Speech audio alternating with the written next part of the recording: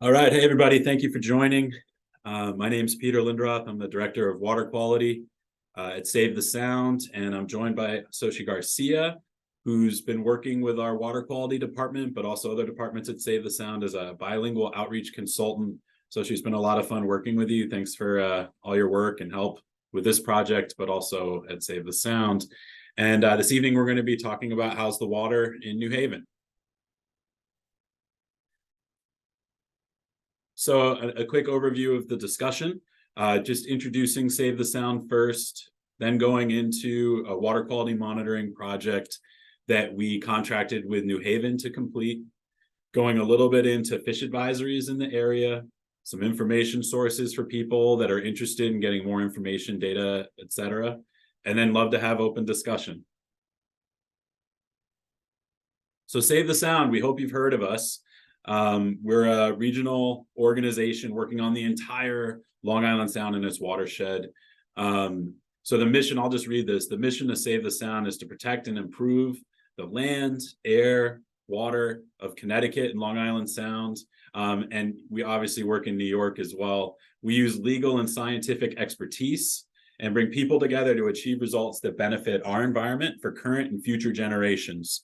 I can mention I grew up on Long Island Sound, on, and around it as a kid, specifically in the Western Sound. It's a great body of water, beautiful body of water, really. So it's an honor for me to work at Save the Sound with so many like-minded individuals. We're up to about 50 staff members now, working to protect and restore it. And how do we do that? Well, you're hearing from me. I said I'm the Director of Water Quality. I'm an environmental scientist. We have Sochi, he's our bilingual consultant. But there's lots of different facets to Save the Sound's work. We do water quality monitoring. So I do a lot of that with my department. We've got a really amazing laboratory here in Larchmont where we process samples, water samples for all different types of pollutants. The Soundkeeper team that's the boat in this picture. Bill Lucy, the Long Island Soundkeeper, is out collecting water quality data, just being out there too, just on the water, eyes on the water, listening to people, hearing people out, where the pollution is, doing patrols.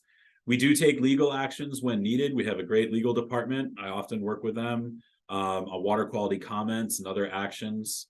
We are very active in legislative work. So specifically, we're up in Albany, New York, advocating for environmental legislation. We're up in Hartford and Connecticut. We're down in DC, pushing, fighting, advocating for stronger, rules, legislation that protects Long Island Sound and can help us restore it. And speaking of restoration, we've got a great branch too that works on ecological restoration. So shoreline restoration projects, restoring marshes, green infrastructure, which is reducing the volume of stormwater that makes its way to rivers and Long Island Sound, stormwater being a major vector of pollution. And we also have a great team. We don't see them here, that works on climate, and another one that works on protecting lands. So what I'll be talking about today is a very specific water monitoring project that we did contracted with New Haven. We specifically talked with the Department of Health, and we offered to collect water quality data at select locations in New Haven Harbor and the Mill River and Quinnipiac River, for fecal indicator bacteria, and I'll get into what that is if you're not aware shortly. And also we're doing a subset of samples for DNA, which is really somewhat new to us, which is a source tracking method. So just taking a quick step back, again, what we're looking at here is a map of the stations that we selected with the Department of Health, where we were collecting water quality samples. We collected weekly samples for 8 weeks this summer, or last summer, I should say, for both bacteria and DNA. And these stations were selected, and you'll see this momentarily, for a reason, but they weren't just randomly put out there. We were specifically monitoring waters where we know people are active with fishing or interacting with the water. And also there's some known pollution sources that I'll get into that are near some of these locations too. The image up here is Elena Colon. It's kind of like my lieutenant of water quality. She does it all. She's actually recently been promoted to be the lab manager. She's got a great job working in our lab. And loves it. But for many years, she'd be out helping collect samples as well. And this is exactly what we did at these stations. We weekly took sample bottles out, collected the water, and brought it back to our lab. And a quick overview, when I show the results, we process them. We as in Save the Sound. So it's something that we do. We send the team out, they fill the bottles, and we're actually able to process them in-house, which is awesome, right? I mean, it's cost effective. We follow really tight procedures and protocols that really guarantee high quality data. So when we're doing fecal indicator bacteria monitoring, we're specifically running IDEX EnteroAlert, which is an EPA approved method for analyzing how high the bacteria is in the water that we're sampling. We report the results in MPN per 100 mil. And the kind of special sauce on this one, which it's somewhat new to us still, but interesting, is we did some additional subset samples for DNA. So looking at the source of the bacteria in the water that we were sampling. And this is really relevant and important information. I'll talk a little bit about the results in this study, but we do look forward to doing more and more of this. But essentially, we can say, well, there's fecal indicator bacteria, which I think we all have assumed at this point we don't want in the water because it's associated with fecal pollution. But we can also start to point towards, well, did that fecal pollution come from birds, avian sources? Did it come from domestic animals? Did it come from wildlife like, deer, raccoons, rats, or is it from humans? And the last would be the biggest concern in terms of public health and how safe the water is for us to interact with it. We send these samples out to an external lab, by the way. So going back to the pathogen indicator bacteria, specifically in marine water, which is where we were sampling, even though we were in rivers, we were in tidal portions of the rivers where the water's salty. We were looking at Enterococci, which is a genus of bacteria used as an indicator for a whole host of other nasties that can be in the water. And it's used at beaches, for example, for how safe is the water to swim. It's used in areas like we sampled for how safe is it to kayak, to boat, to wade, to fish, to interact with the water. And there's lots of different concentrations of bacteria that can be considered. But when we're looking at the waters that we specifically sampled, they weren't swimming beaches. So they're classified in regulatory terms by the state of Connecticut as recreation, non-swimming. So people aren't actually swimming at the locations. And I didn't mean to raise my hand there, David. I think it's just because I'm moving my hands around. You can lower it when you get a chance. So we graded the samples using a geometric mean, which is a very standard practice, and it falls in line with regulatory criteria. We took the 8 samples and basically took an average. And if that average was over 35, then the location did not pass water quality criteria for non-swimming recreation. And so here are the results. So I went over where the stations were, so they're color-coded now. The green circles passed. You could see the Enterovi was 31 MPN, 27, remember 35 is the number. So they were kind of getting close in some cases, 34 down by Long Wharf. And then the 2 oranges did not pass that recreation non-swimming criteria. So these Mill River and right at the bottom of the Mill River. Now, I want to mention that this was a bit biased and that we didn't sample after rain events. So these were almost all dry weather samples. So we were looking for conditions kind of on your everyday, not after a rainstorm, baseline type conditions, which is very relevant to these locations because of combined sewer overflows, which I'll get into momentarily. But just sticking with the result page a little more, you can see the oranges. So based on the 8 samples, they didn't pass the criteria. Greens did. And then the DNA, because we weren't sampling after those CSO events and we weren't doing maybe targeted samples when the rivers or the harbor might be known to have pollutants in them, the DNA for the most part came back with non-detects because there weren't constantly high levels of bacteria.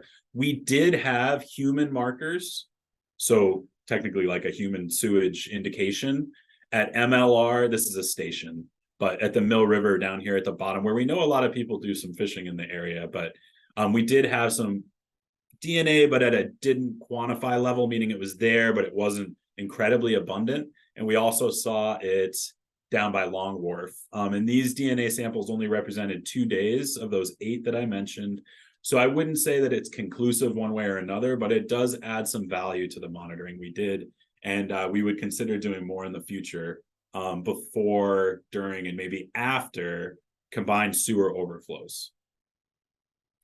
So if you weren't aware, New Haven is a combined sewer system. So stormwater and the water from our toilets and our sinks and our showers all goes down and mixes in many cases into the same pipes before it makes its way to the wastewater treatment plant. So I have a pretty good image that I can show later that really helps lock this in. But I think it's important to know, like on this map, the blue squares represent combined sewer outfalls. So areas that would discharge untreated sewage after certain rain amounts. So say it rains a half inch, there's locations in those blue squares where all of a sudden untreated sewage mixes with the stormwater. And I will mention, I included links here, the Greater New Haven Water Pollution Control Authority in 2017, I believe it was, updated this map to show some of the outfalls, that's an end of pipe. When I say outfall, it's like a pipe, it's where the water comes out, that no longer are discharging raw sewage after combined events. So they say that they're abandoned. So there's actually, fortunately, fewer of these blue markings, but this is a public map and it's the one that we use to show where they are. And the black stations are, again, where we did our monitoring. And many of the common fishing areas we noticed through research that we did and being in the community are downstream of combined sewer outfalls. And while that's not an issue in itself, it's really important that people that are fishing in those areas recognize that it is a risk. And that, you know, raw untreated sewage carries a lot of pathogens that can make us sick. I'll talk a bit about fishing and the applicability to fishing, because just fishing in waters that have untreated sewage in itself doesn't necessarily mean you're going to get sick, but there are some risks. So we're going to talk about that. But some challenges overall to water quality include stormwater. So besides just the combined sewer overflows that I was just talking about, stormwater itself can carry lots of pollutants, and it does. So even if it's coming out of a pipe that's not combined with sewage, it can still carry a lot of pollutants to local waterways. New Haven's beautiful city. I love New Haven. I certainly love the pizza up there. But you know, it's an urbanized area. There's a lot of hardened surfaces, and water rapidly goes off those surfaces down into the rivers in New Haven Harbor. That leads to pollution in our waterways. So the answer to address that is infiltrating stormwater into the ground, reducing runoff. And we do that with our ecological restoration team in New Haven and in other areas. And if people are curious about that, I could talk more about it during the discussion.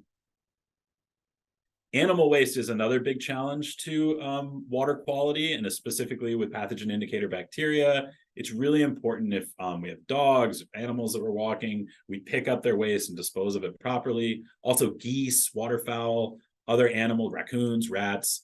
You know, as fun as they are to see around, they often leave gifts on these hardened surfaces and parks and such that then flush into the water, like goose poop here. And that's actually contributes significantly in some cases to water quality.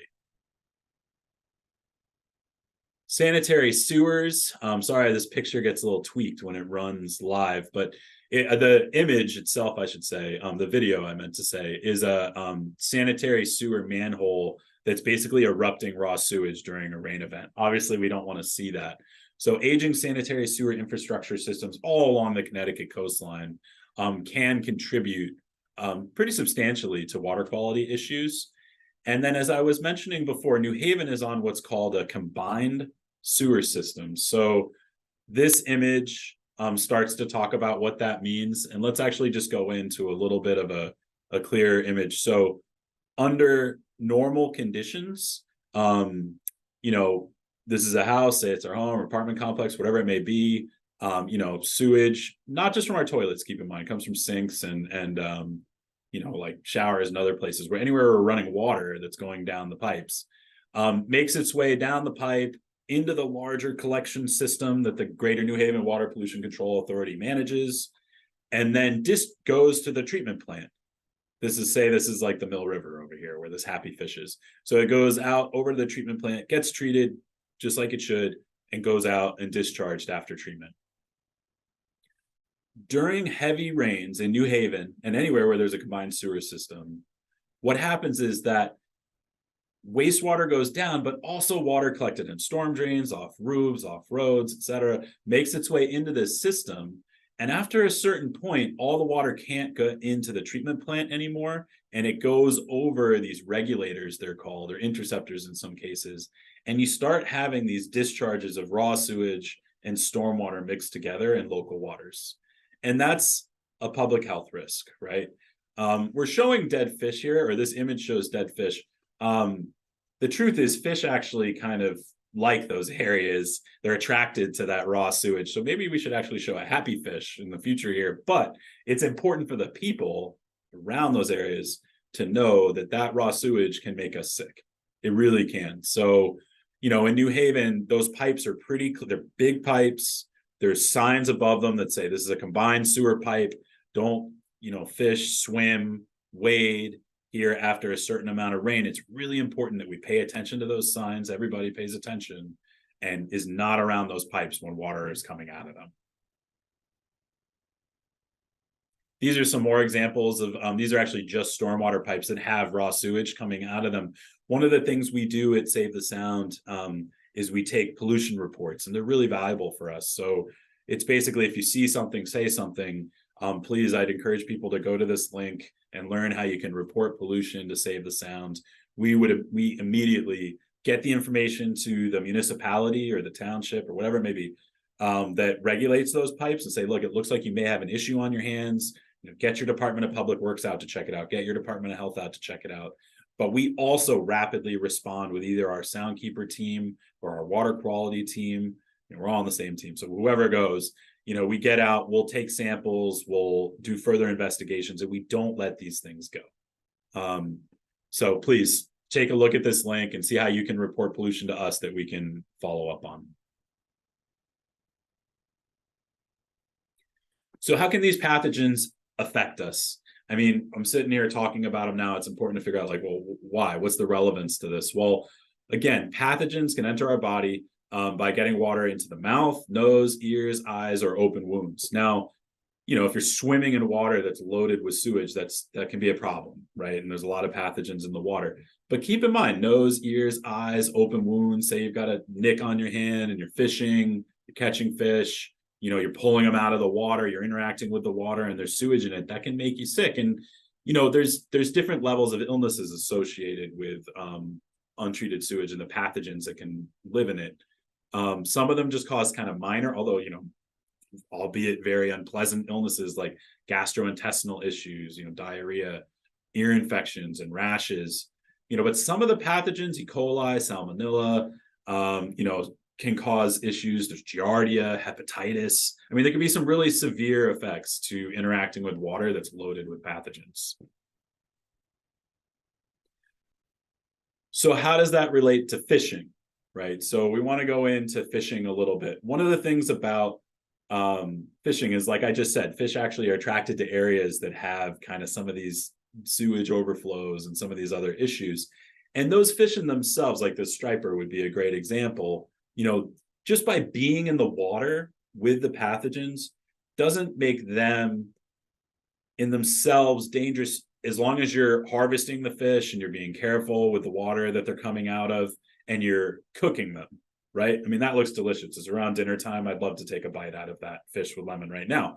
But as long as the fish are being harvested and cooked, the pathogen concern goes way down. Now, if people are out there, and I've never done this, although I think I've seen some footage of it, I certainly wouldn't do it with bluefish, but if they're out there and they're eating like sashimi and taking raw fish and eating it, that's a whole different story. And you'd want to be very, I won't even go there, but just keep in mind, if you're catching fish in the Sound, you should cook them. And then you don't have to worry as much about the pathogens. But keep in mind, those fish are coming out of the water, and however you interact with the water becomes more, it becomes very relevant. But there are other contaminants that are a bigger concern, other than pathogen indicator bacteria, that are unfortunately in the fish in the Sound and the rivers of Connecticut. And this is a national issue too. but we can get a little bit more specific when we talk about these. So, the image of the crab, that's a blue crab. They're becoming much more abundant in Long Island Sound. Water temperatures are rising. It feels like we're turning into the Chesapeake Bay. I know we're not really, but there are a lot of blue crabs. I work on the Sound, frequently, and I've been noticing, this is anecdotally, but I've been noticing more and more blue crabs. So, it seems like we're going to have more and more of these incredibly feisty, if you've ever caught them. This is a female blue crab with the red tip claws. And they're also pretty tasty, but there are areas where we have to be careful eating blue crabs. They unfortunately can accumulate a lot of lead and other heavy metals. So it's important to know where you're harvesting blue crabs. Make sure there's not a very site-specific restriction on taking blue crabs out of the water. Mill River in Fairfield, for example, there is a location where there was a big cleanup of a facility that, well, the facility wasn't there, but they were making brakes, like brake pads, and they were discharging a lot of heavy metals into the Mill River, and it was just banned. You really could not take blue crabs out of that section of the Fairfield Mill River, not the New Haven Mill River, without introducing yourself to a lot of lead. So it was just decided, no more blue crabs from this area. But know that blue crabs do have a potential to hold a lot of lead and other heavy metals. Then we have bluefish, the wolf pack of the Sound. They're some of my favorite fish in Long Island Sound for sure, and they're a lot of fun to catch. And every now and then I'll smoke a bluefish or eat some bluefish. I think they're pretty tasty. But it's important to follow advisories on them, be really considerate. We're going to go over this, but think about how big they are. Typically, the larger a fish gets, the more chance, especially something like a bluefish that's a big predator, the more it's going to eat and the more it can bioaccumulate toxins. And bluefish are known to harbor PCBs, which are unfortunate kind of historic contaminants that are not just in Long Island Sound, but lots of other areas. And they can definitely have some pretty serious repercussions to us if we eat too many of them, PCBs. And then fish like a largemouth bass, they're known to have mercury concentration. So I'm not trying to discourage people at all from going out fishing and eating what they catch, but I do think it's incredibly important, and obviously other people do too, to know the potential and the risks of certain types of fish and where they're being caught and the size, et cetera. It becomes really, really important to keep that in mind when we're harvesting these animals for consumption. And there's some high risk groups. So here I am, I might smoke a bluefish now and then or grill up some bluefish. I've got some old school New England recipes for that.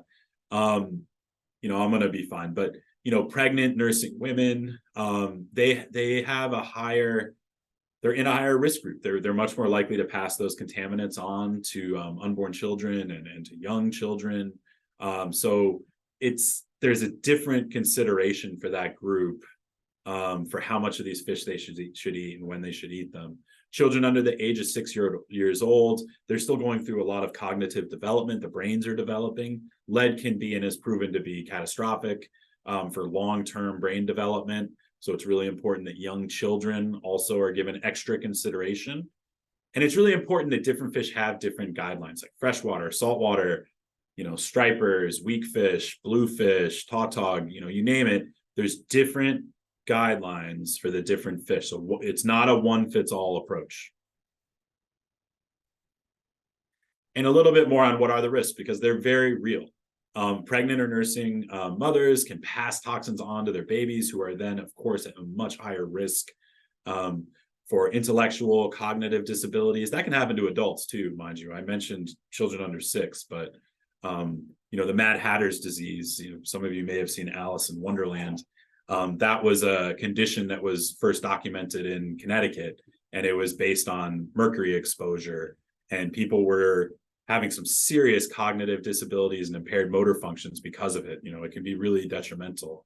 Liver disease, infertility, cancer. These are all real potentials if we're eating too many toxins in the fish and animals that we eat. So where you can find some more information, there's really solid fish advisory brochures and PDFs. There's a specific women's guide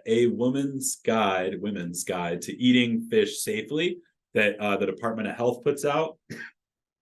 And we'll share these links But it's really important to read that if you're out there, and especially if you're a woman and are pregnant or nurse feeding, like we talked about.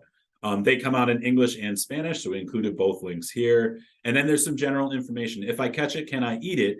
And this one very specifically goes into the risks, the different types of fish, the size of the fish. Like I said, if it's a certain amount of inches, really you should avoid. If it's a certain size, you can eat this many a year if you're in this group. So, go in there, check these out. It's important information to read to keep yourselves healthy. If you wanted a little bit more information on fecal indicator bacteria and fecal pathogens, the state also has some great links here. This is a map of all the waterways documented in Connecticut and the Sound and Connecticut waters. You could click in on any of these. This is the water quality plans and assessment link at the bottom. You could click in and check out a segment of the Mill River. How's it doing in terms of water quality? You could check out the Quinnipiac. You could check out New Haven Harbor. It's right at your fingertips if you go in and take a look. And it's, knowledge is power in a lot of ways. We're big advocates of data to action. So in that regard, the more information that people can take in, the more actions they can take to protect themselves, but also protect and restore our waterways. So with that, I'd like to thank you. We could take some questions and comments. David's going to drop another survey link into the chat. And if you could take a few minutes to please fill it out, we would appreciate it. And thanks again.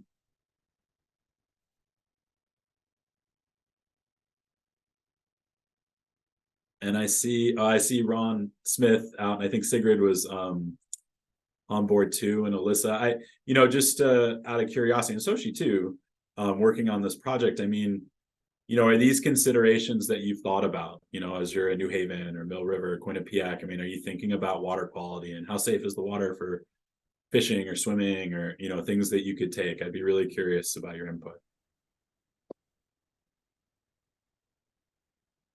Yeah, Peter. Peter, can you hear me? I can. Yeah. Hey, Ron. Yeah, we got in a little bit late because we had some trouble with our internet, but I caught most of what you were saying. But it's mostly new to me because I'm not a fisherman.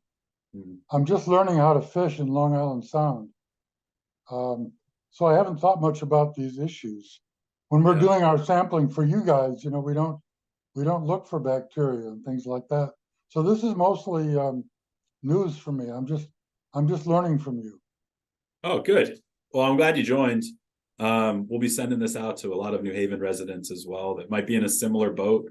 Well, not your boat. You've got a very pretty boat, but there's probably a lot of other pretty boats out there. But getting out and fishing and kind of don't know that this information is right at your fingertips. And it is important stuff to keep in mind. I think I've said important like 10 times, but obviously our health is incredibly, something that should stay right on top of our minds at all times. So, and on that, I hardly get out fishing anymore. I think, I have a 2-year-old at home, but you haven't invited me, but I would like to get out and do some fishing out with you, maybe in New Haven Harbor in the future. So I might follow up with you. Next spring, let's do that for sure. Let's do it, right? Okay, I'm coming up. Sochi, yeah. Yeah, I was gonna say, I think my experience is a little different. I'll answer one from like an academic basis, and then from personal experience, like learning the history of New Haven or just Connecticut as like a very post-industrial space. I think what I've learned, for instance, in college with a dual degree in environmental and urban community studies, is that we learn a lot about the environmental consequences that cause these issues from factories and whatever the societal denominator was in terms of economics. And so for me, I've internalized this as that all bodies of water are to be avoided. And if there are ones that are accessible, they can just be seen from a distance. Like it took a really long time for me to actually get used to dipping my feet in the water, even just touching it, because I ignorantly believed I would get, like you alluded to earlier, like Mad Hatter's disease, which Right. I know water is a lot different from it was then, but just only being fed this kind of information also affects how people just want to interact with it on a daily basis. And more on a personal perspective, I honestly never noticed the bodies of water, even though I was like, I don't know, a 4-minute drive away from it. And it just shows that New Haven, I think, is very unique because we have three bodies of water, but there isn't a lot of cultural admiration or celebration around these bodies of water unless they're used for scientific or recreational use on more on an independent basis. And if we're talking about kayaking, it's limited to East Rock. So I feel like there's selective activity going on, but I think we lack like blue space culture in this city. Oh, thanks, Soshi.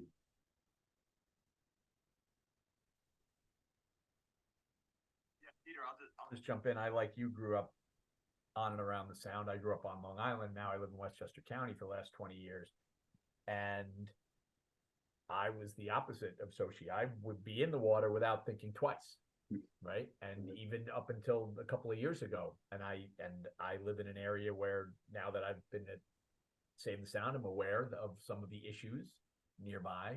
But I think one of the things that is really helpful about this is to make people aware of that there are certain conditions they need to reconsider or consider whether they want to interact with the water a certain way, and where to find the information that they need to do it safely. So I think this is really well served to that point.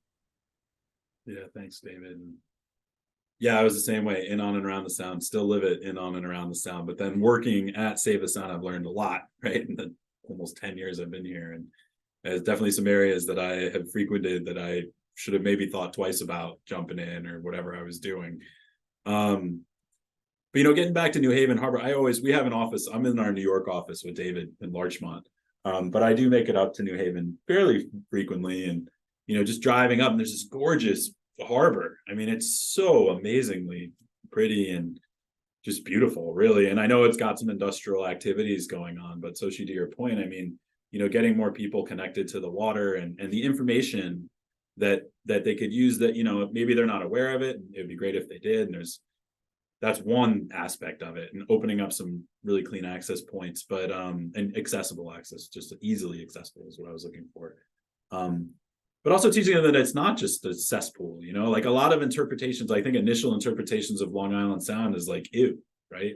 And it's just not, it's not like that. I mean, there's plenty of areas, and there's plenty of areas, even Harbor, where that water is perfectly fine to interact with. You just have to kind of use some information.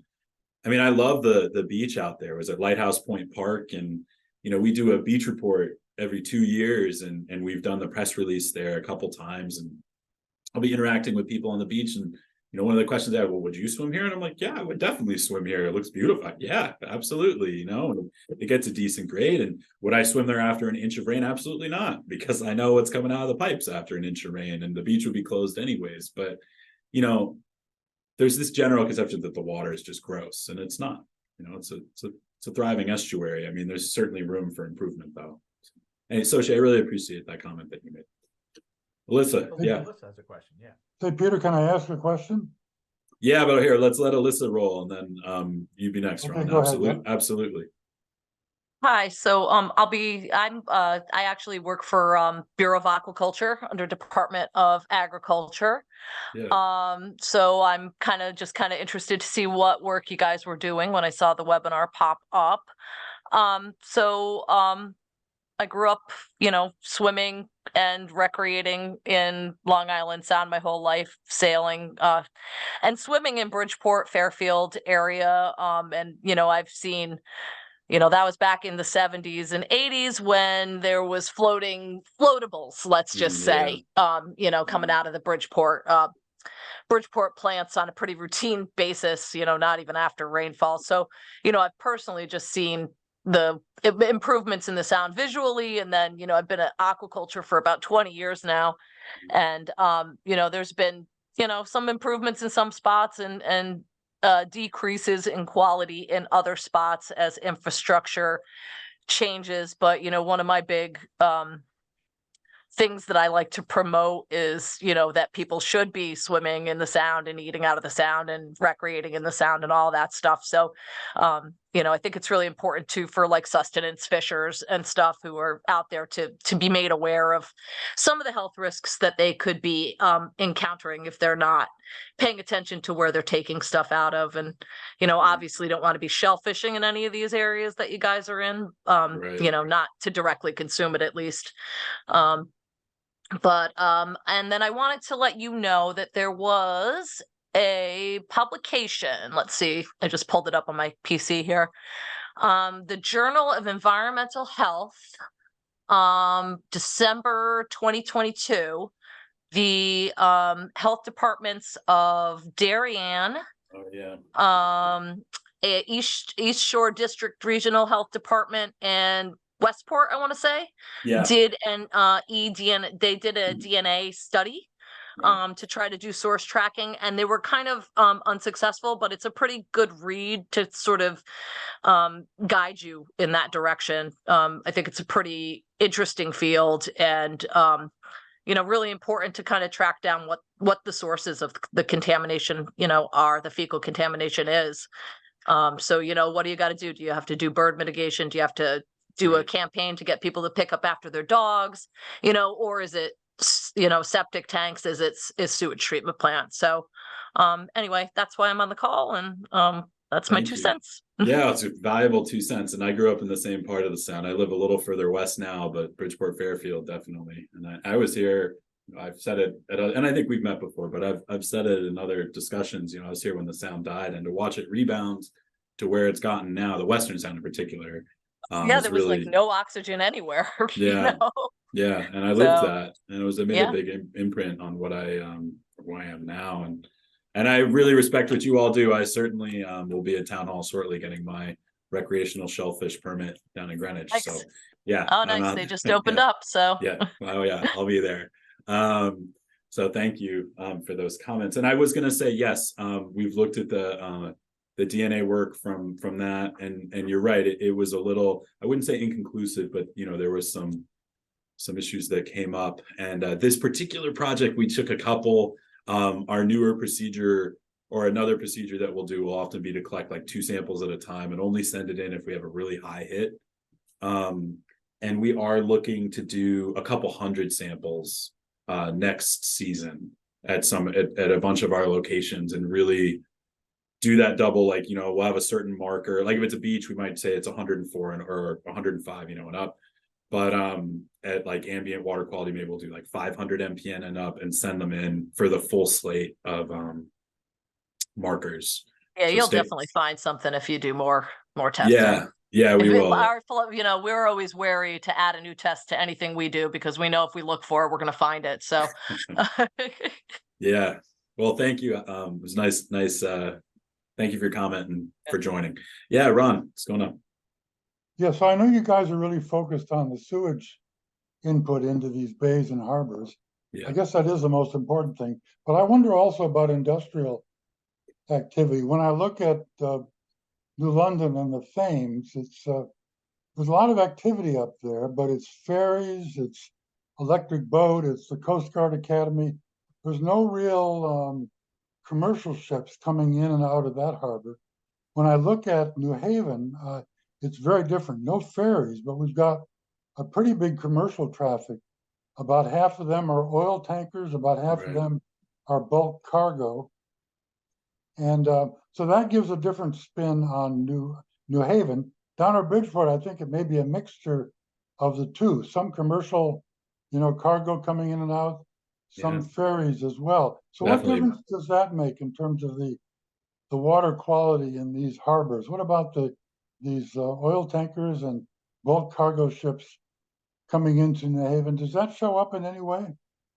Yeah, in the sampling, not in the sampling we're talking about today, but our team does work, our legal team in particular, had done some work on the eastern shore, actually, of New Haven not that long ago.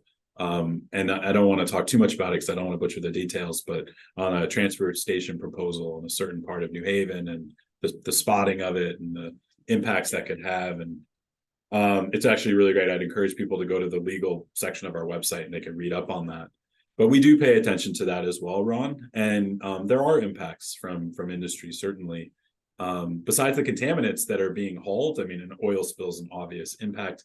Erosion from some of those big ships. Sometimes those larger ships are going up kind of not incredibly large rivers, barges and such. And if they're not, following the correct kind of guidance and such, there could be all kinds of issues beyond just what they're carrying. And then I don't know if it's exactly where you were going with this, but I mean, when you think about industry right on the water, and there's other considerations we need to keep in mind, like, well, what's the impact of moving it off the water and having trucks and other things start moving that stuff around, right? And it's a bigger question altogether, but even just looking at this picture and how hardened that side of the harbor is, it's really unnatural, right? To just have hardened shoreline like that with all the asphalt and other aspects, it's really ecologically speaking unsound, right? To have that right on the water. And it made sense for planning purposes, but for water quality purposes, not so much. And those are pretty big. I mean, look at the power plant in the image, right? I mean, they're going to be there for a while, but what can we do 10, 20, 30 years into the future planning now that helps open up these waterways and have more natural kind of shorelines? And it is something that we work on as well. Thank you. Yeah, thanks, but really solid point you bring up. All right, well, with that, I feel like I need, Sochi, go ahead. I was gonna say I need to go get some fish tacos at this point, but you go ahead. I just want to add another brief point. I Please. think it's a little bit related about the conversation we just had. I think with Long Wharf and the oil terminals and just the 91 crossing over the major rivers and Elliott Grasso Boulevard, all these like major infrastructural concrete jungles really make it hard to have a more well-connected relationship with these bodies of waters. I mean, understanding the history of New Haven, Worcester Square used to expand all the way to Long Wharf, but because of the highway construction back in, like, I believe the 50s or 60s, I could be guesstimating my decades wrong, but because of that, the Worcester Square is only like less than half a mile radius now. So it's just seeing how much of the removal of like cultural genocide unintentionally of what happened, and that probably also destroyed the more or less fishing or clamming culture that was here. Although I know oysters are still pretty strong, but it's not something people associate New Haven with anymore. No, it's a great point. And I think Alyssa would jump in and say most waters are uncertified for it now. But yeah, to the other aspect, the connectivity with the water that's, part of the culture there it really has been interrupted. I mean, I'm not even going to, I think you said it so well, and I'm not going to add anything really to that, but, well said and good comment. All right. Well, thank you for joining. We're going to send this link out, the recording out, and we really encourage you to, send it out. Please share it. We'll be posting it, and hope you all have a wonderful Thanksgiving coming up.